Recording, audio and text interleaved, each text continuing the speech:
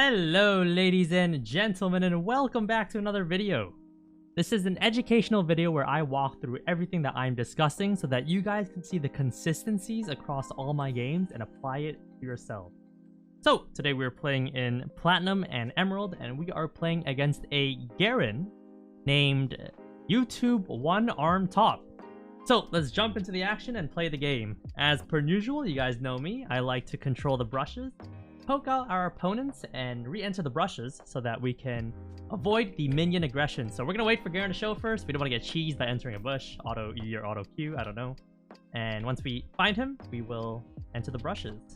So attack into the brush, attack, attack. Get some last hits, 2 out of 3, not bad. 66%, a fail in Asian culture, but that's okay. Alright, again, seems like he's zoning himself, so we do have to come to him a little bit here. So maybe we can get an auto attack here. Nope, no auto attack, that's fine.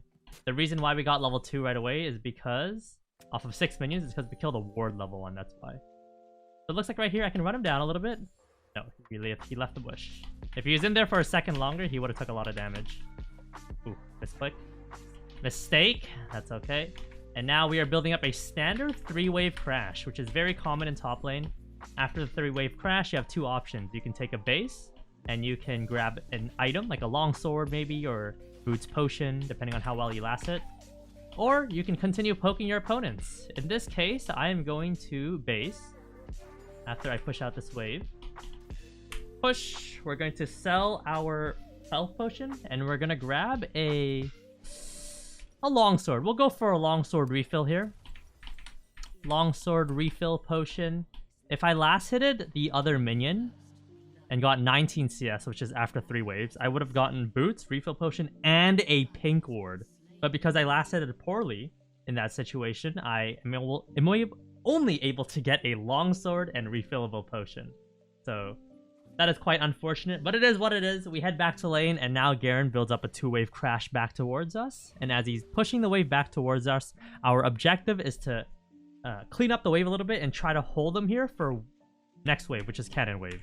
So right here, we're going to aggressively poke the minions, poke the Garen a little bit so he can't really access the wave. And again, we're trying our hardest here.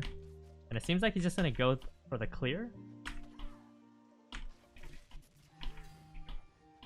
He gets the clear, and we're going to poke him, and we're going to hold a freeze here on this wave right here. And now Garen has 2 options. Walk up to clear the wave, or base, and he loses a ton of minions.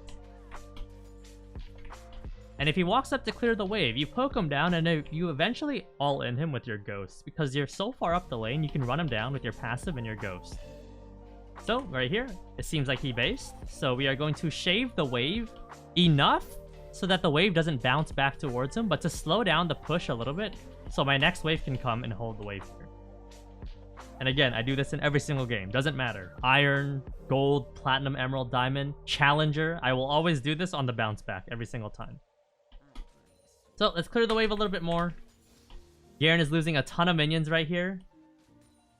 He just broke the plant in front of Briar. And let's continue last hitting. And the problem with this wave position is eventually the melees will just go into the tower and then just screw itself over, and the wave will bounce back, which is literally what just happened in front of you. And it is what it is. If you're holding the wave in this position, if you held it a bit further up, which is around here, you can technically hold the freeze forever, because I got confused there. You can technically hold the freeze forever because the wave is so far from the turret. But as we can see here, the wave is bouncing back towards the Garen. And what we're going to do is stack the waves, wait for the next wave, which is a cannon wave, unfortunately. And we're probably going to crash the wave. If not, I'll continue last hitting here, which is also fine, and crash a even bigger wave. I wish I had a ward for that bush. I shouldn't have warded river. But let's poke the Garen. And I don't think this will do much, because now I can run him down. And he's going to pop flash here, which is perfectly fine for me. We're going to clear the waves and push out the wave. And I'm gonna actually slow down the wave here for a second. And the reason why is because I'm gonna wait for the next wave to come. Right here. And then I'm gonna shove the wave. So then I can get another extra wave crashing into the turret.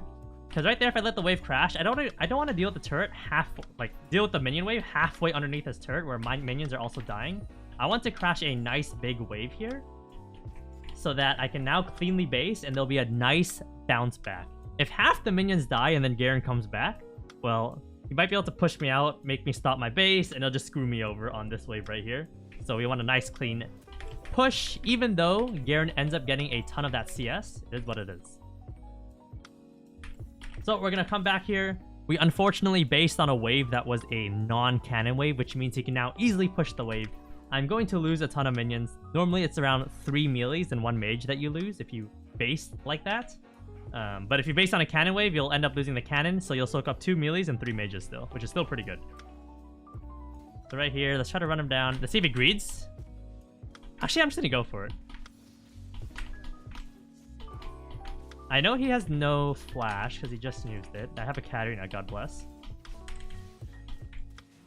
Into the wall he goes, and now we're just gonna push the wave, and... yeah! We're gonna push the wave and take the tower plating.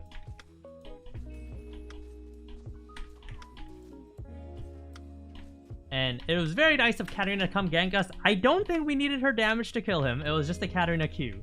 We would have eventually killed him, but we probably would have had taken like 2 or 3 tower shots. But again, we would have been perfectly fine. So we're clearing the minions here. Clear, clear, clear. We're probably going to go for 1 more plating. And we're going to take our base in a second. Yeah, man. Alright, let's take our base and grab some items.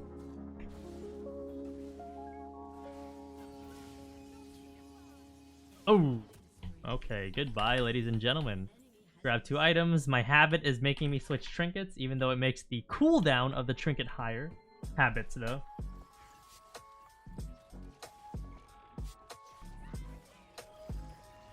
And there appears to be a fight in the bottom lane, but that's okay. Back to the top lane we go. We'll find an opportunity to place our control ward in the tri-brush at some point. Being MIA here, probably taking a base or rotating to Herald. Clear the minion waves, ping the tri-brush, check the Herald to see if Garen is soloing it, because that is a very high potential play he can go for here. So ping, and to check the Herald, he is not on it. Back to top lane we go. We lose a couple minions, but it is what it is. Check this for a pink ward.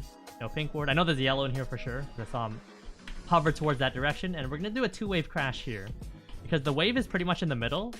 If the wave is closer to our turret, like over here, we can do a 3-wave crash off this cannon wave, but since it's in the middle, we'll do a 2-wave crash. Because you can't really do a 3-wave crash unless they clear a certain amount of minions, which is not likely to happen. So we're going to push here. I believe I'm getting ganked. We're going to E the Nocturne, and then now kite the Garen, and just chase him down. Pop our health potions, and just run down the Garen. And he is dead. And let's now poke the Nocturne as if he's a regular top laner and continue hitting the tower. So right there, the Nocturne used his spell shield very early. So instead of condemning the Nocturne right away, which would have worked in his favor because he spell shielded so early, I waited until his spell shield ran out.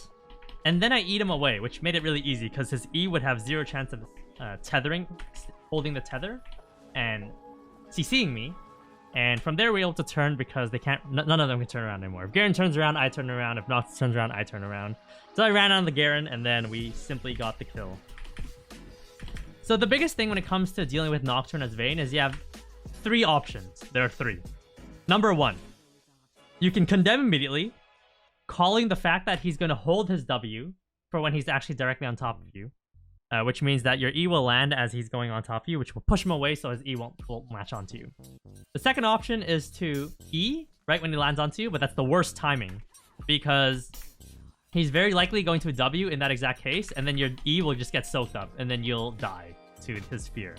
The other option is to tank the fear completely, hold the E, get feared, and then E him after the fear. That is the last option. You pick your poison between all 3 options if you don't have flash, and you go from there. It just depends on whether you want to call his bluff, whether you don't want to call his bluff, etc, etc. So that is just a poisonous like situation that you do have to, that you will run into when you are playing Vayne. Period. Vayne top ADC doesn't matter. But again, let's push the wave. If you have flash though, there's a lot of ways you can play it. There's also a lot of ways that Nocturne can play his W, he might not ever use it at all if he's really good at the game and just wait for the animation, right? So just really depends on how good he is. Again, classic poking in the top lane. You guys know me, I like to hover towards this side when I'm poking this top lane right here.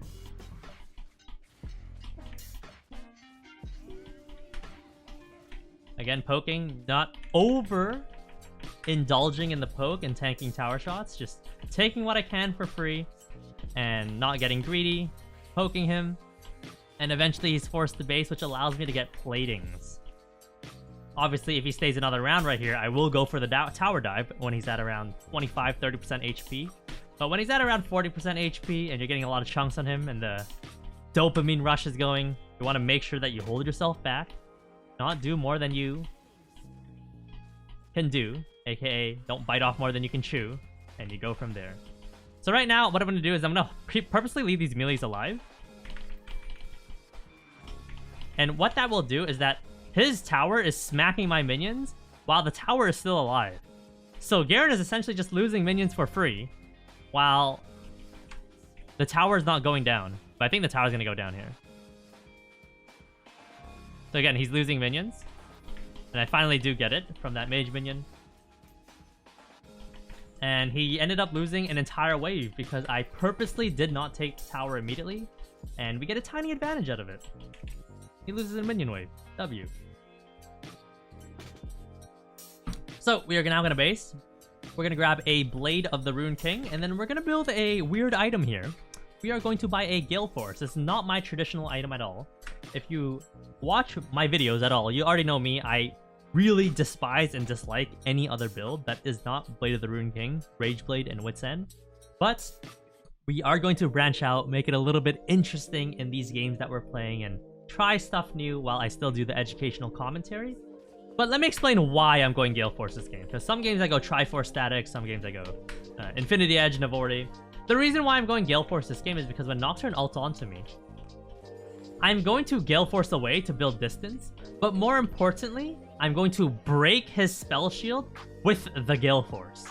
And because his spell shield is now broken, I can now E him. So it's a very subtle thing. But it isn't necessarily a counter to Nocturne, because you don't want to be buying Galeforce just because you're into Nocturne, because Galeforce is terrible. There's no other way to put it, ladies and gentlemen. It is a terrible item on Vayne, at least. Other champions, I don't know. But Vayne, I don't think it's good at all. But that is the logic, at least, behind why I'm doing this, so you can at least understand it. So, simple macro stuff. Push top. And we have two options, hit the turret or hit the Gromp. I'm going to hit the Gromp here and get more and more EXP. And again, look at the EXP, 11. Katarina is the only one that's matching up to me right now. And I am more than happy in this position to get ganked by Nocturne. If I get ganked, I'm going to kite back. I'll find a way to get his tether off me. And hopefully I'll survive. I don't think that's on me. I just didn't feel it. Sometimes you get Nocturne, you hear the Nocturnal, and you can just feel whether it's going to be on you or not. This is not one of those situations where I felt it. But again, in mid-game, which I would argue this is the mid-game by now because it was accelerated, you have two options, ladies and gentlemen. Push top past the halfway point, which I'm clearly way past the halfway point, which is around right here. And then from there, you have two options. Rotate to mid and create a numbers advantage because the enemy top laner deals with your wave that you just shoved. Or continue pressuring. In this case, I always love continuing to pressure because that is my preferred style, because I like to continue getting EXP, getting gold in side lane, and creating pressure that way. But there are some situations where I do group and rotate to the team. It just depends on the scenario. But mainly that scenario is when I cannot kill whoever I am laning against top lane. Or if the enemy jungler is so lethal, I will not side lane, like a Rengar or something. Because you're just gonna die if you go side lane. Or maybe they have a Twisted Fate mid lane, right? You can easily ult you, just kill you. You're not invisible, and you die. Continuing on, we're going to push out this top wave right here, and then we're probably going to take a base. And I believe that it's Galeforce in my pockets. No, it is not. I'm going to keep pressure. I'm actually, I don't know. There's no mid lane turret. I'm just going to pressure here. Don't pop any summons here. Oh.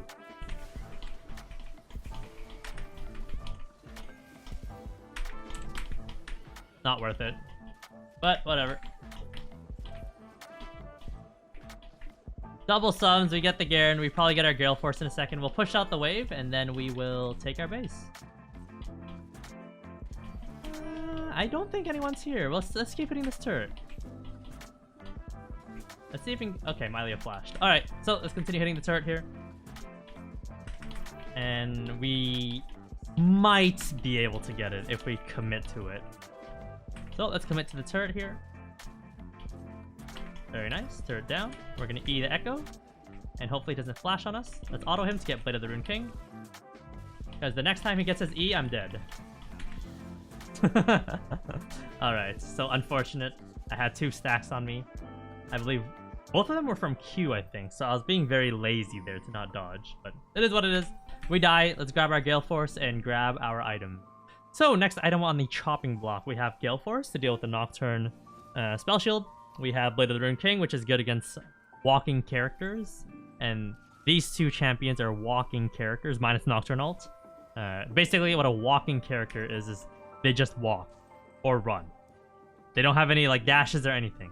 For example, Echo is not a walking champion, a walking character, because he has his E.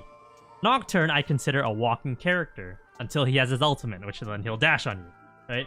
Garen is purely a walking character. He only walks, he has no dashes, right? Singed is also another walking character, so whenever you play against these type of different champions, you need to classify them into different categories to see how you want to play around them. Generally speaking, against a lot of walking characters, you're able to win that matchup very easily as Vayne, because you can easily kite them, and there's nothing much that they can do to you.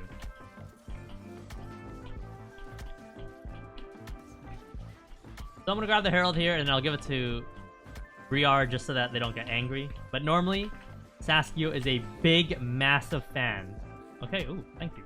Of taking second Herald. Let me explain why. The reason why I like taking second Herald is because when the next dragon that's available is spawning, the enemy team will do 2 things. They'll deal with you, which is fine. Then you'll just back off, your team will get dragon. Or, if they all go to dragon, the enemy team, they send 4 people, 5 people, and they send 1 to deal with you, you pop the Herald. And you can end up taking Nexus turret almost every single time. And at least an inhibitor or inhib turret. So in this case, let's see what's going on. They're fighting mid lane, Echo's dead. I think they're just all gonna come kill me instead, which is fine. They're not going to contest Dragon at all because they don't have the numbers to deal with our 3. So they're going to deal with Saskio instead, which is the next best option that they have. So that's a free Dragon. Let's back off here and not be too dumb. I'll decide to act dumb when I have Ghost in 23 seconds, where I'll purposely absorb my opponent's engages. They'll send like 4 people to kill me, and then I'll look to outplay it, which ends up into those YouTube highlights that you guys always see. Let's see if we can catch him here. Nope, we cannot. So let's push out the wave. Wait for the next wave. Free Dragon into our pockets. And the next objective that's spawning is Baron. So I'm probably going to take a base here. They're still pressuring, so I'm going to stay on the map. That Nocturne ult is not on me. So I'm going to continue pushing. And we're going to take the top inhibitor here, because everyone is clearly around mid lane. So let's start taking this. Garen has no chance to get on top of me.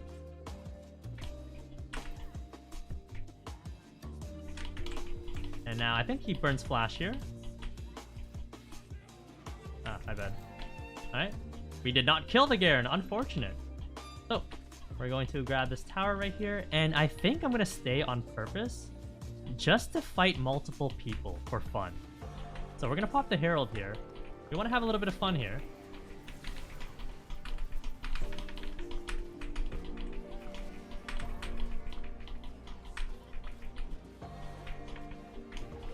So, Garen and Mylea is dead. Let's continue pushing and grab this turret. Wait. So we got the turret. Let's kite back here. We're gonna aim at the last second. So basically, the thing with Nocturne W is right there. That was a really good example. Obviously, I died, so it doesn't sound that good when I explain it now. But when it comes to Nocturne W, I talked about it earlier. The 3 scenarios, but there's another scenario. Is right if you know the Nocturne W kinda early, and you're able to time it in a way where right when the fear is about to hit you, you E him. but then as your E is flying towards him, you know his W is going to drop as the E is flying towards him. Then that is also a good time to also E. That is the fourth scenario when it comes to the Nocturne W game, for how Vayne can deal with his shield. And obviously, if you don't knock him back, well then he W'd a bit later. But again, like when it comes to that game, the game is broken down into these like micro little scenarios. So let's grab our Phantom Dancer here. Again, just mixing up the builds, trying some new stuff. We got Blade of the Rune King for Garen walking characters. It screws them over. Galeforce for the Nocturne W. And Phantom Dancer just for a bit of extra movement speed. Kind of nice. And let's head over to the Baron here because Briar wants me to assist with this Baron. And then after the Baron, we're going to push bot lane. And the reason why we can push bot lane is we have no reason to enter top anymore since the super minions will be pushing on their own. So someone is always constantly going to be dealing with that wave, which means now we can send our 5 members to mid and bot lane, and we'll have a numbers advantage in one of those lanes consistently. Because we can, for example, have 4 mid, 1 bot lane, and then they'll have to send 3 mid, 1 bot lane, and then they'll have like the top laner, like whoever's up here, half like commit to mid lane, which is good for us because then they're not like fully committing to that area. But it seems like here Katarina's gonna push out the wave, maybe find Nocturne. Yep, they're about to 1v1, but I'm gonna be here, help out the Katarina. And the Nocturne is dead. And we're gonna push out the wave here. And we're gonna pressure the map. See, all this is unnecessary right here. Briar dying, Thresh dying. If they waited for us to kill the Nocturne and just AFK'd, we will now be pressuring, and then any team would be forced into a position where they have to respond to multiple things, but they don't win in any of the lanes. Because even if they match our perfect sieging scenario, where, for example, let's say we 1-3-1, right? We have 1 top, 3 mid, 1 bot lane. Even if they match the 1-3-1 in full, like they also send 1 top, 3 mid, 1 bot lane, they still can't beat us because they're the ones losing the game. So we're always in a scenario that's winning. But right here, I'm probably going to int here and then try to kill 5 people at the same time. Whoa.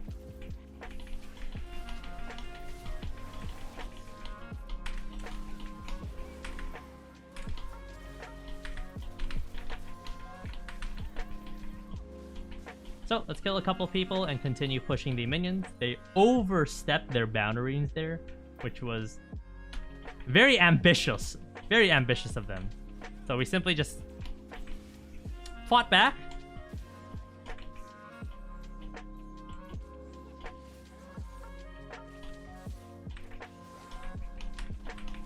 And that guy's gonna be slowed. He's gonna run away now. Misclicks. He's gonna ult. Yeah, there you go. So then we step out of the ult. Echo burns the flash. That's fine. Again, they have 2 options. Lose the game by having their Nexus status supers, or deal with Saskio. It seems like they go and clear their... We're gonna pop Ghost here and actually run. I don't do that quite often where I burn summoners just to run away. It does happen sometimes during the laning phase, but in the mid game, I'd rather die most of the scenarios. And I've shown this time and time in my videos where I'd rather just die so that when I come back, I'm able to just use those summoners to get big kills. Because when you reach a stage of the game like this at around 25-30 minutes, especially Ghost, you can make a lot of crazy plays when you have Ghost. Because it's so hard to keep up with you as Vayne, right? You're going invisible. I'll just give this guy red. Don't want to piss him off. It's because you're going invisible, you're moving super quickly, the enemy team can't really find you. That's why Ghost on Vayne is more valuable than Flash, in my opinion. But, ladies and gentlemen, if you guys enjoyed the video, make sure you guys drop a like, hit the sub button, and have a fantastic rest of your day.